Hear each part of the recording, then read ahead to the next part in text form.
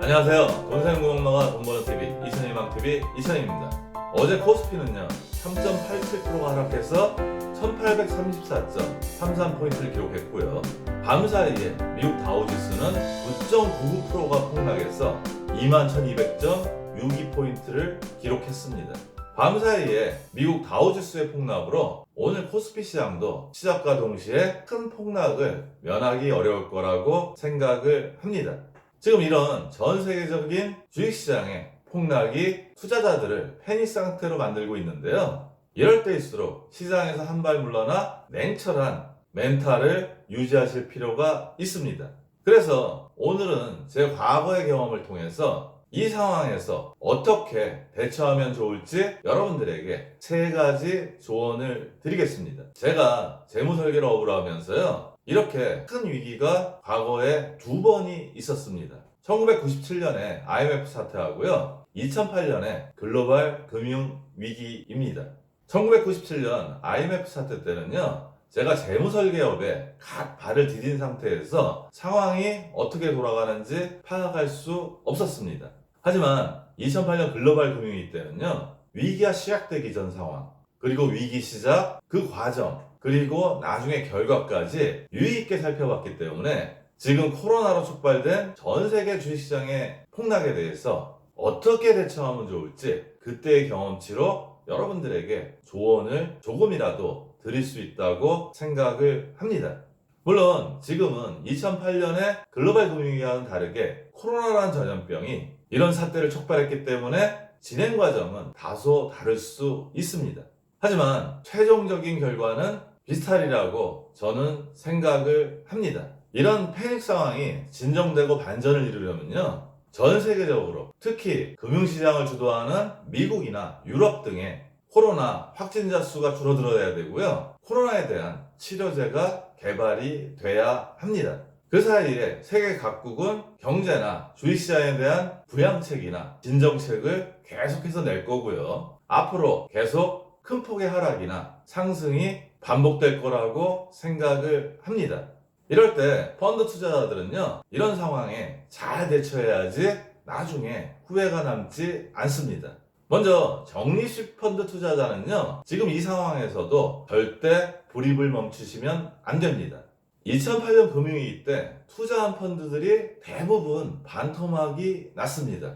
이런 상황이 오면요, 대부분 모든 사람들이 공포에 질리고요, 더 떨어질까봐 불안해하는데요. 이런 시기가 지나면요, 이제 큰 폭의 손실은 볼 수 없고 원금만 찾겠다는 생각이 강해집니다. 더 이상 불입은 하지 않고요. 이때 불입을 중단하고 원금 찾기를 기대했던 분들이 2, 3년 후에 실제로 원금을 찾아서 시장을 완전히 떠나셨습니다. 하지만 이때 정기적립식으로 계속 불입하신 분들은요, 같은 시기에 7, 80% 이상의 높은 수익을 얻으셨습니다.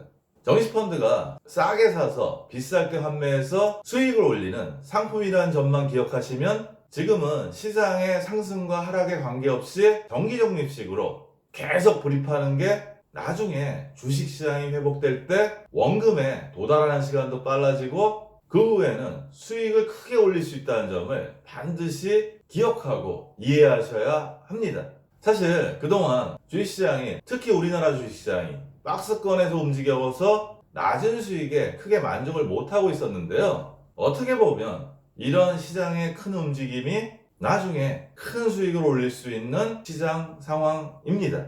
제가 믿는 것은요, 모든 것은 순환하고 개인이나 기업이나 국가나 모두 발전하려고 애를 쓰고 노력하기 때문에 결국은 우상향한다는 믿음입니다. 두 번째는 너무 성급하게 물타기를 하신다고 임의로 돈을 넣지 말라는 이야기입니다. 앞으로 주식시장이 얼마나 바닥으로 내려갈지 아무도 예측할 수 없습니다.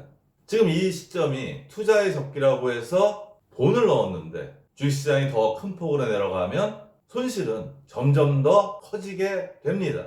차라리 실탄을 보유했다가요, 정말 바닥이라는 시점에서 용기가 있다면 그때 추가로 넣으시기 바랍니다. 2008년 글로벌 금융위기 때를 돌이켜보면요, 고점 대비해서 50% 이상 하락을 했습니다. 그 정도 수준에 다다르면 만약 여윳돈이 있다면 과감하게 투자를 결정해도 괜찮을 거라고 생각을 합니다. 대부분의 투자자는요, 절대 그 시점에서 더 떨어질까봐 돈을 넣지 못합니다. 단 회복 시점이 빠르면 1, 2년, 길게 가면 2, 3년 이상 갈 수 있다는 점을 염두에 두고 그런 여윳돈을 펀드에 넣으셔야 합니다. 세 번째는요, 주식시장과 거리두기입니다. 코로나 전염으로 지금 한창 사회적 거리두기로요, 전염병을 조기 종식시키자는 운동이 벌어지고 있는데요. 어차피 대폭락 상황에서는요, 개인이 큰 손실을 확정하고 펀드를 매도하기도 어렵고요. 이미 그 시점도 놓쳤다고 생각을 합니다. 조금씩 주식시장이 내려갔다면 우리가 그런 선택을 할 수 있지만요. 이렇게 연일 대폭락을 하는 상황에서는 잠시 생각하는 틈에 그 시점이 사라져 버린 겁니다. 따라서 지금 시장과 거리를 두면서요, 멘탈을 좋게 유지할 필요가 있습니다.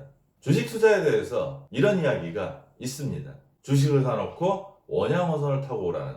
매일 주식시장의 시세를 보지 않기 때문에요, 잘못된 의사결정을 할 기회조차 없습니다. 그러다 보면 나중에 시장이 큰 폭으로 상승했을 때 투자해서 성공할 수 있다는 그런 이야기입니다. 그만큼 지금처럼 실시간으로 주식시장의 움직임을 살펴보지 않는 게 투자에 더 성공하는 비법이 될 수 있습니다. 오랫동안 고객분들께 펀드 투자를 권유하고 조언을 했던 경험에서 살펴보면요, 펀드 투자 시기에 60%는 내가 이 펀드 투자를 왜 했냐, 그런 후회 시간이 되는 거고요. 한 20% 정도는 내가 펀드 투자하기를 잘했네, 그리고 나머지 20%는 정말 잘했네 라는 시간으로 갈리게 됩니다. 지금 시점은 내가 이 펀드 투자를 왜 했지 하는 후회감이 밀려오는데요, 그 상태에서도 가장 바닥인 시간입니다. 이 시기에 원칙대로 펀드 투자를 이어나가시면요, 언제라고 그 시기를 예측해서 말씀드릴 수는 없지만요, 펀드 투자를 정말 잘했네라고 생각할 수 있는 그런 시간이 반드시 올 거라고 생각을 합니다. 지금은 코로나에 전염되지 않도록 최선을 다하시면서요, 주식시장과 거리두기를 하실 때입니다. 오늘 내용도 도움이 되셨으면 좋겠고요. 오늘도 행복한 돈 관리 되세요.